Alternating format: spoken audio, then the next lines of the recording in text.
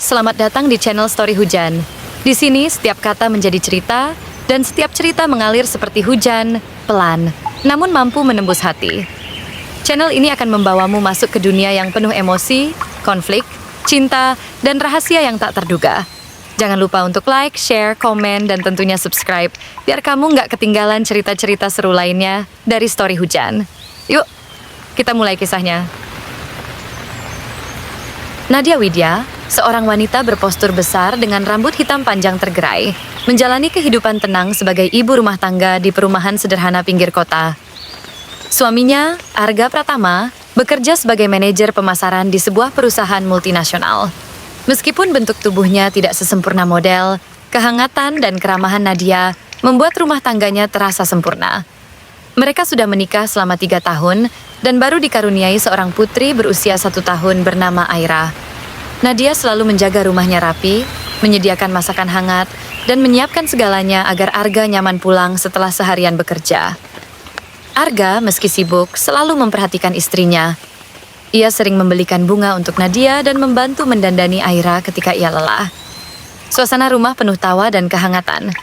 Namun, di balik keseharian yang tampak sempurna, Arga menyimpan rahasia yang tak pernah terduga oleh Nadia. Suatu pagi, Nadia memutuskan untuk membersihkan lemari di kamar tidur mereka. Saat merapikan laci, ia menemukan beberapa kwitansi makan malam dan bunga yang bukan berasal dari dirinya. Nama restoran dan catatan kecil. "Terima kasih, Anne," tertulis pada nota paling atas. Hati Nadia bergetar, ia merasa ada yang salah. Sejak saat itu, ia berusaha menyimak gerak-gerik Arga. Arga pulang 1 jam lebih lambat beberapa kali. Ponselnya terkunci, meski biasanya ia tak keberatan untuk membolehkan Nadia melihatnya. Nada panggilannya berubah. Kontak baru muncul dengan nama singkatan. Nadia pun memendam curiga. Namun, di hadapan suaminya, ia tetap berusaha tenang, bersikap biasa.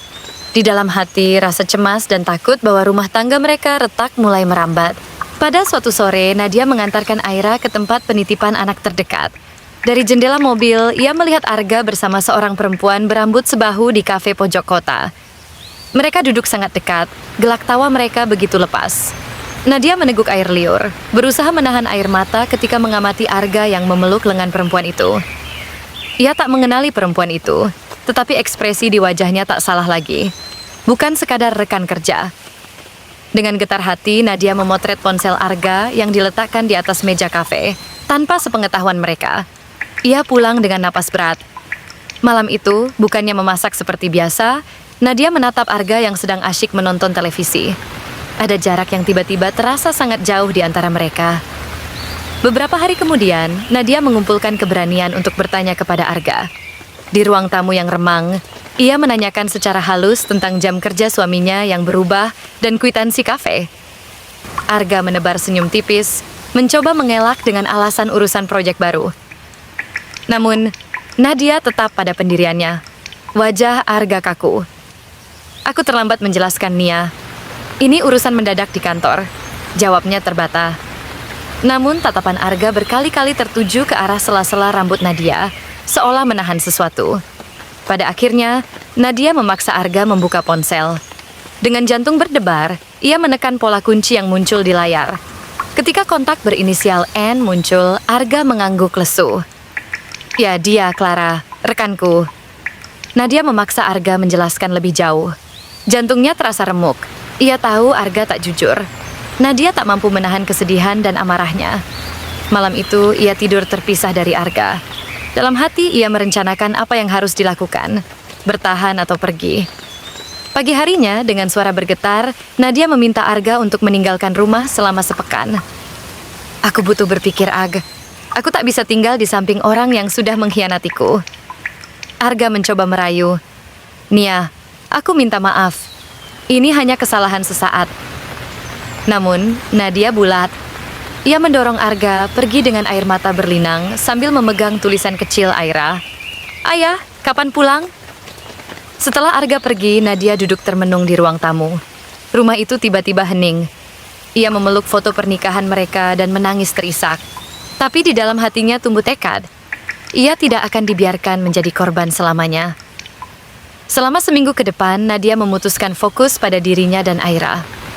Ia mulai berolahraga ringan di taman kompleks, Berjalan kaki sambil mendorong kereta bayi.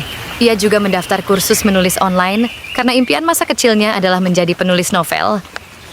Setiap sore sebelum menjemput Aira, Nadia membuka laptop dan menulis cerita rekaan untuk melepas stres. Perlahan, ia menyadari bahwa hidupnya lebih berharga daripada hanya bergantung pada suami yang mengkhianati. Teman-teman dekat Nadia pun memberikan dukungan moral. Terselip senyum kecil di wajahnya ketika teman kuliahnya, Rizka, mengirim pesan, "Nia, kamu kuat, jangan biarkan siapapun meremehkanmu." Langkah pertama dalam rencana pembalasan, memperkuat diri, telah dimulai. Ketika berat badan dan tingkat kepercayaan dirinya naik turun, Nadia memutuskan untuk mengikuti program latihan khusus di pusat kebugaran terdekat. Di sana, ia bertemu pelatih bernama Dimas, yang sabar dan penuh semangat membantu Nadia menyesuaikan pola makan dan olahraga. Dalam 2 bulan, ukuran pakaian Nadia menyusut perlahan. Tetapi yang lebih penting, ia mulai merasa lebih percaya diri. Rambutnya yang selalu hitam tergerai kini sering ia pangkas pendek agar terlihat lebih segar. Penampilannya juga diperbarui. Nadia mulai berani mengenakan atasan yang lebih modis dan celana jeans yang pas di pinggang. Saat cermin membalikkan bayangan dirinya, ia merasa bangga dengan usaha yang telah ia lakukan. Secercah sinar cahaya menyentuh matanya. Ini baru permulaan. Suatu hari ketika menjemput Aira, Nadia melihat iklan lowongan penulis konten di sebuah agensi digital di papan pengumuman kompleks perumahan. Hatanya berdebar. Ini kesempatan untuk menyalurkan hobi menulisnya. Ia pun mempersiapkan portofolio tulisan pendek hasil kursus online dan mengirim lamaran melalui email. 2 minggu kemudian, datang email balasan. "Kami tertarik dengan portofolio Anda. Mohon hadir untuk wawancara." Jantung Nadia berdebar kencang. Melangkah ke ruangan wawancara dengan busana rapi dan semangat berkobar, ia menjelaskan impian dan visinya sebagai penulis. Manajer HR, Ibu Sinta, memberi senyum simpati dan optimis. "Nadia, kami yakin kamu cocok untuk tim kami." Saat keluar kantor, Nadia menutup mata, menarik napas dalam-dalam, merasakan kebahagiaan membuncah. Bulan demi bulan berlalu. Nadia kini bekerja sebagai penulis konten lepas, dengan penghasilan yang cukup untuk mencukupi kebutuhan sehari-hari. Ia juga mengirim beberapa naskah cerpen ke penerbit lokal dan berhasil diterbitkan 1 cerita pendek karyanya di majalah sastra. Raut wajahnya semakin bersinar dan aura percaya dirinya memikat. Secarik email pemberitahuan pembayaran royalti cerpen itu, ia cetak dan tempel di mubazir kulkas, di sebelah foto keluarga kecilnya. Ketika Arga melihat perubahan drastis itu, Nadia yang dulu diam dan pasif kini berani dan mandiri. Hatinya bergetar. Ia tiba-tiba ingin kembali meraih tangan Nadia yang dulu. Namun kali ini Nadia sudah berbeda. Bunga yang layu tak lagi membuat dia luluh. Malam hari Nadia mengundang Arga untuk bertemu di kafe favorit mereka sebelum menikah. Arga kaget, tapi hatinya senang karena mengira mereka akan baikan. Di kafe bernuansa hangat, Nadia menanti dengan mata tenang. Arga tiba dengan setangkai mawar dan senyum menawan. "Nia, aku rindu. Maafkan aku." Nadia meneguk napas panjang. Dengan suara perlahan, ia mengungkapkan luka yang tertimbun. Bagaimana ia membiarkan Arga menikahinya saat perasaannya belum tulus. Bagaimana setiap langkahnya dijadikan bahan lelucon, dan bagaimana Arga berkhianat di belakang. Arga terdiam, menunduk. Lalu, Nadia menegaskan satu hal. "Sekarang kau pantas tahu bagaimana rasanya ditinggalkan." Ia menyerahkan selembar surat, undangan pernikahan dirinya dengan pria lain. Arga terkejut berkali lipat. Selembar undangan itu bertuliskan bahwa pada tanggal 20 September, Nadia akan menikah dengan pria pujaan hatinya yang baru. Bima, seorang editor muda di penerbit sastra tempat Nadia sering bekerja. Arga tampak pucat. Bima, siapa dia?" tanya Arga tergagap. Nadia menatap tajam. "Bima adalah pria yang benar-benar mencintai dan menghargai aku, Ag. Bukan seperti kau yang hanya bermain api." Sesaat air mata Arga menetes. Ia menyesal hingga ke tulang. "Nia, aku tak pernah bermaksud menyakitimu. Tolong beri aku kesempatan kedua." Namun Nadia tenang. "Maaf, sudah terlalu banyak kesempatan yang kau sia-siakan." Dengan sekali tepuk, ia menutup pembicaraan. Arga pulang dengan berat kaki, menyesali setiap detik yang hilang. Beberapa hari setelah pertemuan di kafe, Nadia menjadwalkan kencan dengan Bima di taman kota. Bima sudah menunggu, memegang setangkai bunga lili yang harum. Matanya menatap lembut ke arah Nadia. Nadia, kau terlihat semakin cantik setelah aku mengenalmu, ujar Bima tulus. Nadia tersenyum malu, merasakan kehangatan baru di hatinya. Ketika mereka duduk di bangku taman, Bima mengeluarkan naskah cerpen Nadia yang baru diterbitkan. Aku bangga padamu, katanya. Nadia merasakan jantungnya berdebar bahagia, menemukan cinta yang tak pernah sedih akibat pengkhianatan. Sosok Bima benar-benar berbeda. Ia menerima Nadia apa adanya, suhu hatinya hangat setiap kali mereka bersama. Persiapan pernikahan berjalan lancar. Nadia dan Bima memilih konsep sederhana dengan nuansa taman bunga. Undangan telah tersebar ke kerabat terdekat. Nadia sesekali teringat masa lalu, tetapi hatinya lebih tenang karena sudah menemukan cinta baru. Ia sering tertawa kecil memikirkan Arga yang sekarang mungkin menyesal. Sementara itu, Arga berusaha mencari cara untuk membujuk Nadia mundur dari rencana pernikahannya. Ia membawakan barang-barang lamaran mereka, memasang lagu kenangan di rumah. Namun, mendengar kabar persiapan Nadia semain meriah, ia tahu kesempatan untuk kembali hampir pupus. 2 hari sebelum akad nikah, Arga datang ke rumah Nadia dengan wajah sendu. Ia memohon pada Nadia untuk menunda pernikahan. Nadia menatapnya dingin. Apa yang mau kau katakan, Ag? Arga terisak. Aku sadar selama ini aku bodoh. Aku menyesal, Nia. Aku mau memperbaiki semuanya. Beri aku waktu untuk membuktikan diriku. Nadia menghela napas pelan. Perutnya terombang. Namun, Nadia tegas. Sampai sekarang aku belum pernah mendengar sepatah maaf darimu yang tulus. Kau datang terlalu terlambat. Aku telah menemukan bahagia yang sebenarnya bersama Bima. Dengan itu, Nadia menutup pintu kamar, meninggalkan Arga terbaring di teras, hanya ditemani penyesalan. Akhirnya, hari H tiba. Di sebuah gazebo di taman kota, Nadia mengenakan kebaya putih sederhana. Senyum bahagia terpancar di wajahnya. Bima berdiri di pelaminan, matanya berkaca-kaca melihat wanita yang dicintainya. Keluarga dan sahabat berkumpul, memenuhi taman dengan tepuk tangan meriah. Ketika prosesi akad nikah dimulai, suara-suara kobul Bima disusul menerima Nadia menggetarkan udara.